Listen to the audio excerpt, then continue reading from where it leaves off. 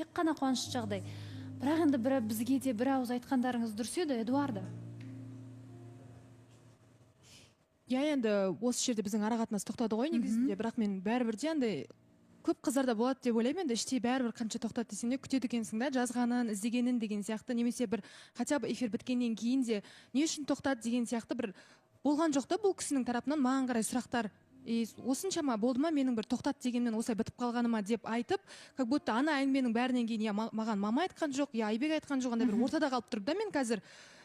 Кім қалай ойласа да мен білмеймін, енді қазір бір қара тарапта тыңдап тұрып қой, енді ол жақта менің до этого біздің ара қатынас тоқтағанға дейінгі мамамның ашуы бар, мамамның сөздері бар деген сияқты, мен өзімнің мамамды тыңдап көргім келеді. Шынымен мен қазір просто таң қалып тұрмын. Айтсам бола ма? Олсахан бола ма? Айта салайыншы. Енді мен Эдош енді білесің ғой енді сыйластығым бір төбе екен. Бірақ мен сен жалпы бұл жерде түсінбей отырмын да.